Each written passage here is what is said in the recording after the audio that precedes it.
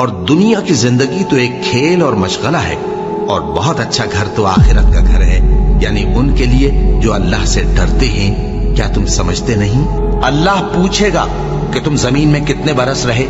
وہ کہیں گے کہ ہم 1 روز یا 1 روز سے بھی کم رہے تھے۔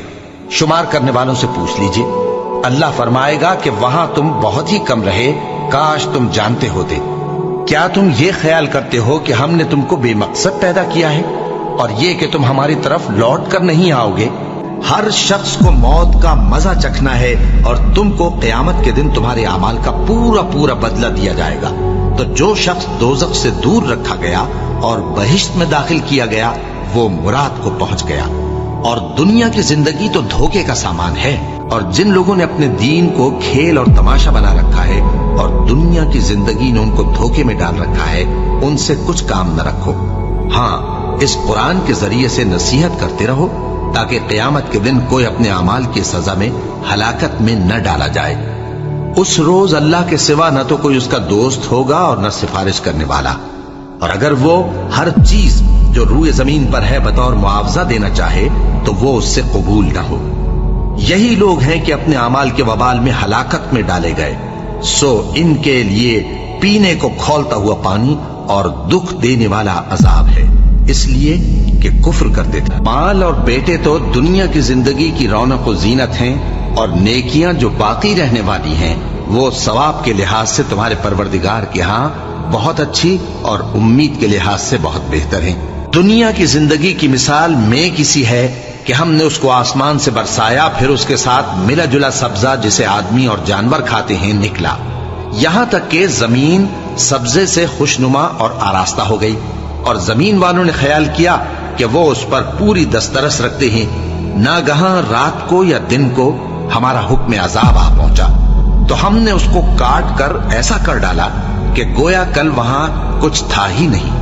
جو لوگ غور کرنے والے ہیں ان کے لیے ہم اپنی قدرت کی نشانیاں اسی طرح کھول کھول کر بیان کرتے ہیں، تاکہ جو فائدہ تمہیں حاصل نہ ہو سکا اس کا غم نہ کھایا کرو، اور جو تم کو اس نے دیا ہو اس پر اترایا نہ کرو۔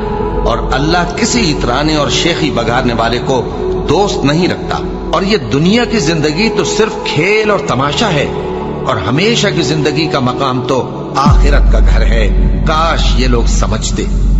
یہ لوگ دنیا کی ظاہری زندگی کو جانتے ہیں اور آخرت کی طرف سے غافل ہیں۔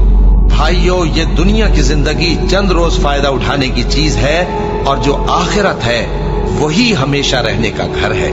ہم نے تمہارے لیے موت کو مقرر کر دیا ہے، اور ہم اس بات سے عاجز نہیں کہ تمہاری طرح کے اور لوگ تمہاری جگہ لے آئیں اور تم کو ایسے عالم میں جس کو تم نہیں جانتے پیدا کر دیں۔ اور تم نے پہلی پیدائش تو جان ہی لی ہے، پھر تم سوچتے کیوں نہیں؟ یہ لوگ اسی طرح غفلت میں رہیں گے یہاں تک کہ جب ان میں سے کسی کے پاس موت آ جائے گی تو کہے گا کہ اے پروردگار، مجھے پھر دنیا میں واپس بھیج دے تاکہ میں اس میں جسے چھوڑ آیا ہوں نیک کام کیا کروں۔ ہرگز نہیں، یہ ایک ایسی بات ہے کہ وہ اسے زبان سے کہہ رہا ہوگا اور اس کے ساتھ عمل نہیں ہوگا، اور ان کے پیچھے برزخ ہے جہاں وہ اس دن تک کہ دوبارہ اٹھائے جائیں گے رہیں گے۔ یہ وہ دن ہے کہ اس سے تو غافل ہو رہا تھا، اب ہم نے تجھ پر سے پردہ اٹھا دیا تو آج تیری نگاہ تیز ہے۔ اللہ لوگوں کے مرنے کے وقت ان کی روحیں قبض کر لیتا ہے، اور جو مرے نہیں ان کی روحیں سوتے میں قبض کر لیتا ہے، پھر جن پر موت کا حکم کر چکتا ہے ان کو روک رکھتا ہے، اور باقی روحوں کو ایک وقت مقرر تک کے لیے چھوڑ دیتا ہے۔ جو لوگ غور و فکر کرتے ہیں ان کے لیے اس میں نشانیاں ہیں۔ اللہ وہ معبود برحق ہے کہ اس کے سوا کوئی عبادت کے لائق نہیں۔ وہ قیامت کے دن تم سب کو ضرور جمع کرے گا، اور اللہ سے بڑھ کر بات کا سچا کون ہوگا؟